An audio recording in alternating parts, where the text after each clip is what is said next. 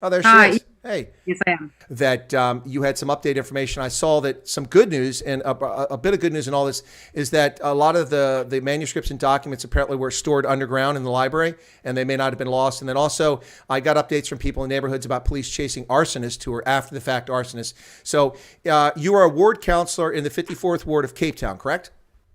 That's correct. I am a city councillor. So my area hasn't been directly affected by the fire, but obviously this is an issue, and all of Cape Town is standing behind the communities affected and the firefighters who are out there on the fire line doing phenomenal work. And a lot of people are asking about the firefighters and they were talking about the aviators. And I point out what incredible risk those aviators are at because of updrafts, smoke, obscuration, not to mention you're flying in front of a massive mountain. You could turn and it could be a short distance. I would have to agree from my perspective. I'm a little questions about how the fire was addressed, but there's no time for that right now. Now it's got to subdue the fire, get under control. But from what I have seen, the images of firefighters and the footage, it seems that they're doing heroic work there. It seems like you'd agree.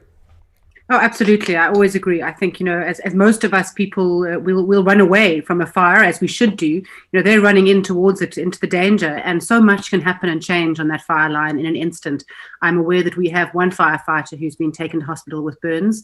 And I think particularly with these wildfires on the mountain where it's so unpredictable and the conditions change so quickly and the wind is going in one direction and without you realizing quickly it's changing and you have fires swirling around you. So they really are truly phenomenal. I think it's also worth mentioning that it's not only the City of Cape Town's fire department that's up there. South African National Parks have their fire teams working on fires up there. And then there's also an amazing group of volunteers who are exceptionally well-trained volunteers, work wildfire fighting service. And they're up there on the fire line as well. And these are people who are going to go to their day job in the morning, but they spent the day today and into the evening fighting that fire as volunteers. So there are really a huge amount of phenomenally brave and dedicated people who are galvanized and rush out to help in these situations. And we're extremely lucky to have people willing to do that. Now, as a member of the city government, obviously you have better information than the general public, it seems, and which is one reason why I want to talk to you. Some things that we've heard during the day and we've tried to confirm, we've got some confirmation, but if you're able to confirm this, please let us know. But we understand that an initial investigation by the South African National Park Service determined that a vagrant fire may have been the proximate cause of the blaze initially. Is that true, what we're hearing, or at least is that the statement that's come out? That is a statement that's come out so far. I mean, they will launch a full investigation as the scene becomes more accessible, but they do say it was an unintended fire that started the initial blaze on Hospital Bend, close to Rhodes Memorial. That will be investigated, but it is likely so. That's an area that I've not seen many reports previously of these sort of cooking fires that happen on the mountain, but people do use that area to come and go regularly from the mountain. So sadly, that might be the case. And then that spread extremely fast across the mountains on that side. And as I say, these fires create their own wind and it becomes quite powerful and pushed forward across the mountain.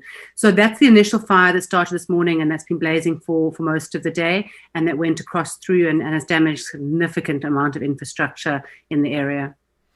No, and we've also seen some pretty horrific losses. I mean, potentially some damages into the collection there at the library at UCT. Also, I saw the images of Mostad's mill, which is destroyed now. That's really sad to see.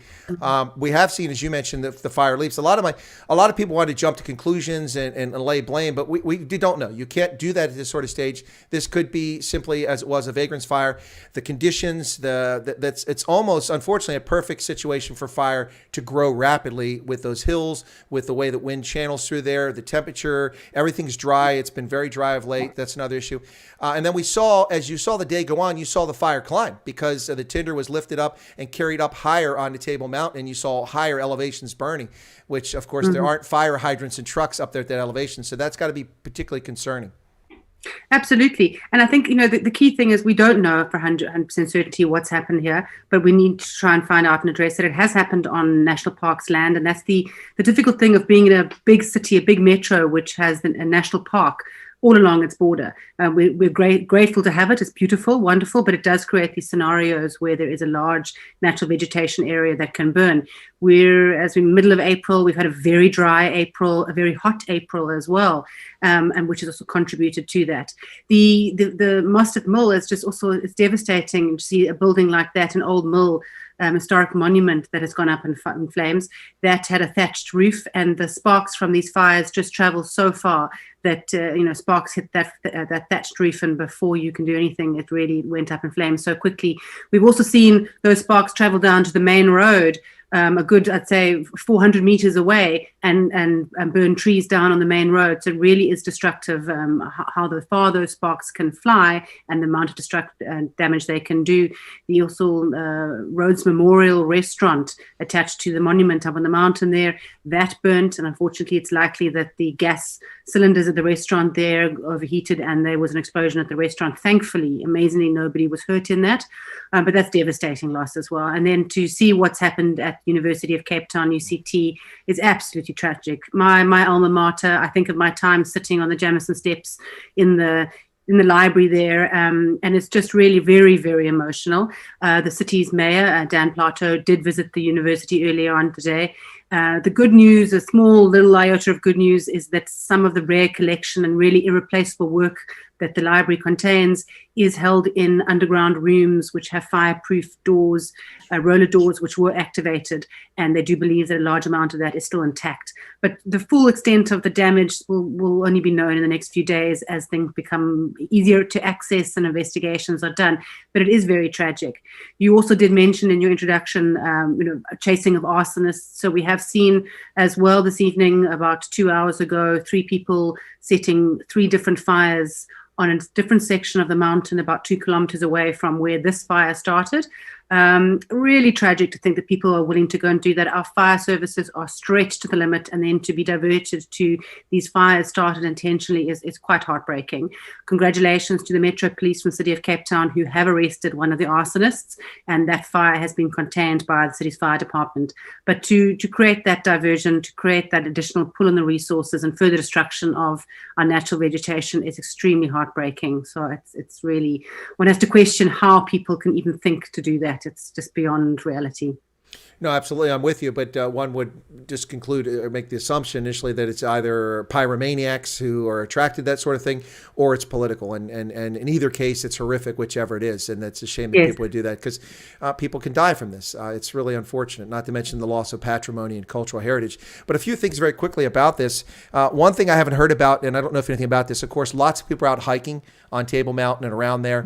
There is, unfortunately, the possibility that someone may have perished in the fire that we don't know about, hasn't been accounted for. But as of right now, there are no fatalities. We just have at least 2 firefighters. I know for one was injured and was taken to hospital, but the other was treated on scene. He appeared to be okay for burns.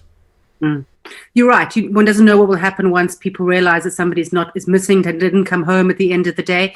The Table Mountain National Parks did put out an evacuation call very early on when they realized that this fire was spreading very fast. So hopefully that call was heeded by the people on the mountain. They had rangers out immediately up on the path looking for people and hikers to get them out of the area.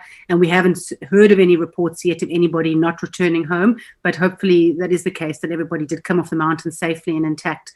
Obviously, the wildlife are the wildlife services have been up in the area. They are on standby currently. It's been too hot for them to really get into the area to see if they can rescue any injured or damaged animals. But they are on scene there, waiting to access the area and dealing with any animals who may be fleeing from the scene and may be injured. Those are good points as well. Now, an additional thing is we need to let people know that, because some people had a false sense of security earlier. The fire is not under control at this hour, is it? It's definitely not under control. There's been over 200 firefighters fighting this fire on the line. We've had over 4 helicopters throughout the afternoon and day, water bombing the fire and the buildings that caught alight. But it's definitely not under control. There are still crews up on the mountains throughout the night, and there will be into tomorrow. From where I've been sitting, you can see the fire cresting over the top of Devil's Peak. Okay. And with the wind starting to pick up again now on this side, it's likely that will fan the flames and push it down the side of the mountain towards the Cape Town CBD. We can hope that the winds will stay calm through the night, and that firefighters will be able to get a handle on it. But until the choppers are able to be redeployed in the morning at first light, it is a very dicey situation through the night. All right, so people, I've told people, as an Army guy, a retired Army officer, I always have what I call a go bag. I mean, I have one right now. I mean, I'm not in any jeopardy here, but having lived in 8 countries in Africa and been prepared to evacuate at a moment's notice plus combat, you always have a go bag. And what I recommend to Cape Townians today is make sure you have a go bag. Get a little rucksack, put some underwear, put some change of clothing in there, put a toothpaste, toothbrush, underarm deodorant, whatever you need. Make sure you have your passports, your credit cards, any valuable documents you need, because you may think you're perfectly safe, but by morning you may hear a knock on the door if you're lucky, and it's time to get out and there's a fire 100 meters away. Is that good advice? It's excellent advice. I think that that's the key thing. The more one can be prepared mentally and physically, have those things ready. You know where those documents are. Put them in a bag. My daughter was certainly worried as she went to bed tonight about her cuddle toy. If she had to leave, would she be able to take it with her? But I think that's the key thing. The more we are prepared for these things, the better we can be. Make sure that you are putting in all preventative measures around your house as well, keeping all the windows closed, any dead leaves piled up, those sort of things, make sure they're cleared out. There are a number of amazing organizations that do fire safety and awareness around the house that really one should use at a time when you're not under panic, and get the advice and the steps to put in place, because those things are vital. And we'll see what the night holds. I certainly have spent many nights on the fire line with fire departments previously evacuating people, and it is quite frightening. I've been with people who've tried to evacuate their dining room furniture along with them. And I think the key thing is, just making sure you have your valuables to hand, the important documents, the important mementos that you can carry, that is not going to be cumbersome and hold you down. And also, one doesn't know when you're evacuating always where you are going to be going to. There are halls that are opened in facilities, and there's been a huge outpouring of support in this case for the UCT, the university students who have had to be evacuated from their residence to house them overnight, to care for them, and donations of food. So the city is really galvanizing around those in need tonight to make sure that they're cared for and looked after through the night. Well, I think that's something we should talk about in just a moment. I want to talk about people who've outpoured. But before I do that, it's always handy if you give your daughter a cuddle toy that has a fragrance.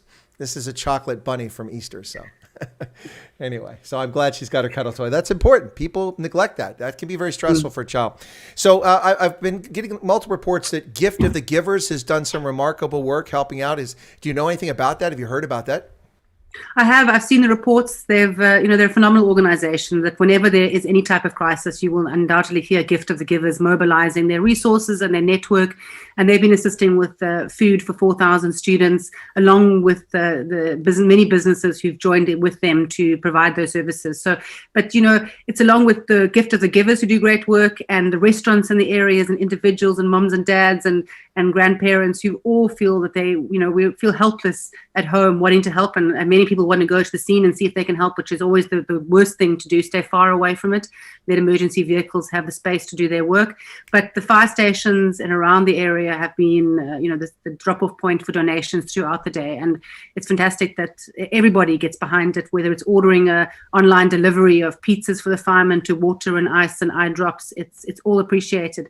And it just, Cape Town really pulls together when there's a fire like this. And unfortunately, we get them too regularly, but people want to help, and they do. And it's phenomenal to see it. And I think our firefighters, when they come off that fire line exhausted, they really do appreciate knowing that the city of Cape Town and its residents have been looking after them, thinking about them and caring for them during this time.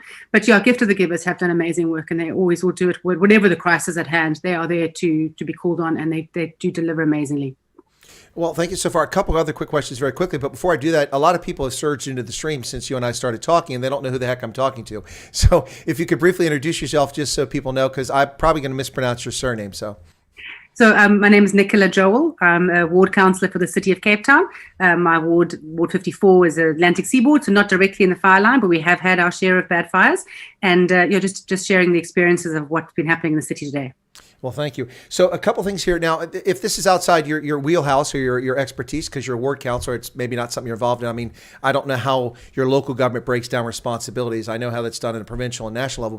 But if you're familiar with it, that's great. If you're not, that's okay. But here in the U.S., we have a lot of surge capacity when there's massive wildfires in the West or the mountain states, or something horrific like, hurricanes and things in the Gulf states. We surge first responders from around the country. There's a network to do this.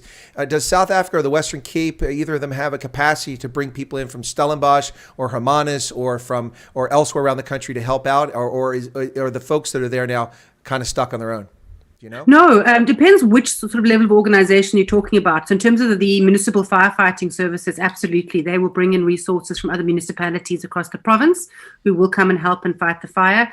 And volunteers as well, our wildfire fighters, volunteer organizations, they also have a network of bases across the Western Cape, and those people will come in quickly and assist. So there definitely is a sharing of resources and assistance at these times. Likewise, when we've had other fires outside of the city of Cape Town, those resources have been redeployed to areas outside of our jurisdiction to help. So there really is a great cross-sharing of resources. Well, that's good to hear, and it sounds like contingencies are planned for. As you mentioned, unfortunately, the area has a Mediterranean climate, and fires are a common occurrence. And then we should mention to people, the Finbus actually kind of needs fire now and then, so that's another whole issue to talk about. Yes. But yeah. So here, there's a couple of things here. First off, you mentioned restaurants are rushing to help out.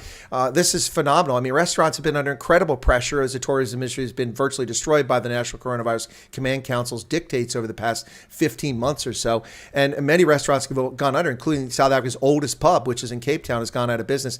So this must be yet more pressure from restaurants, but they've stepped forward to help in the breach, to help people in need. Isn't it amazing? I mean, it really is so touching that they have gone through the most horrendous crisis themselves. It's phenomenal to see them coming out and supporting in a time when they're also under immense pressure. So you're absolutely right. To see restaurants open their doors, to come along to the fire station with 20 pizzas made and donated, it's wonderful to see. We have seen a huge amount of restaurants closing. They have been really hard hit with the lockdown regulations, the curfews, the ban on alcohol sales. It's really impacted our whole hospitality industry terribly. But people are rebuilding from that. And we're seeing tourists coming back, which is fantastic. So hopefully it will continue to build and get better. The good news in terms of South Africa's oldest restaurant, you're referring to Percy's Tavern there. Yes. They've reopened under new ownership, but they have reopened and seem to be doing great things. And there's a lot of energy about people wanting to come out and support. And I think that's the key thing, that the South African residents realize, Cape Townians realize that we need to come out and support our local businesses and keep them going. No, that's awesome. I didn't know that Percy's are reopened. That's good news, I hope. But one of my concerns, maybe if we talk in a conversation later, we talk about my concerns is about consolidation in the industry, but that's a whole separate thing. But great to hear the restaurants are trying to play their role. And a final thing, because your phone is obviously blowing up. I keep hearing it chirping there. You've got constituents, you've got work to do. So you've been very generous with your time, and you came on no notice. So I'm very grateful for that. But I did want to ask this because I did see this on your Facebook page. I've got the impression that dormitories or residences were destroyed or damaged for UCC students, and many of them have nothing right now. And so people are trying to get together and raise things like basic toiletries and toothbrushes and deodorant and necessities of life. Is that accurate? So the dormitories themselves, as I understand it, haven't been damaged by the fire, but obviously there is a lot of smoke damage in the area, and we're not sure when the UCT students will be allowed to go back to their residence. So it's fantastic to see places like Camps Bay High School do this drive for donations of basic toiletries, because many of those students will have left their dorm rooms without properly packing a bag, not sure how long they will be going for. They may have thought I'll be going for a couple of hours, and it may be a couple of days that they will have to have alternative accommodation. So really anything that people can do to assist will be welcomed, and they don't know what they're going to come back to. There will be a lot of smoke damage in the area, but as far as I'm aware, the actual residence buildings themselves haven't been touched by the fire. Okay, well, I think that's very helpful to hear, because I saw footage of some residential areas in flames, and I didn't know if that was student housing or private houses. It seems to be private housing. There have been some private houses damaged. I'm not sure yet aware of how many have been damaged, but there have been a number that have been damaged by the fire. Excellent. So, not excellent that they're damaged. Excellent for sharing that. Thank you. And here's a real serious question. I don't know if you have the answer on this, but you mentioned volunteers have been helping out. Will the nationwide curfew, is it eased for tonight in Cape Town so that people can help out, or is that still in effect because the curfew is almost here? People have to be home at 11. People do have to be home at midnight. Maybe midnight, I think it is. I'm sorry. They stopped serving alcohol at 11 o'clock. Sorry. Yes, that is correct. So there's no easing of the national regulations tonight, but most of these volunteers who work for the organizations already have permits to allow them to travel outside of those hours, so they would be covered. And I have to say, I think all the emergency services and law enforcement are so focused on the fire and the line and traffic control and those sort of things that is where their focus is. And I'm sure anybody in a soot-covered outfit will be given the rite of passage clearly. Yeah. See no, it might be see no evil. That's not encouraging people to be out misbehaving tonight in Cape Town. But if you're helping, that's probably the reality there.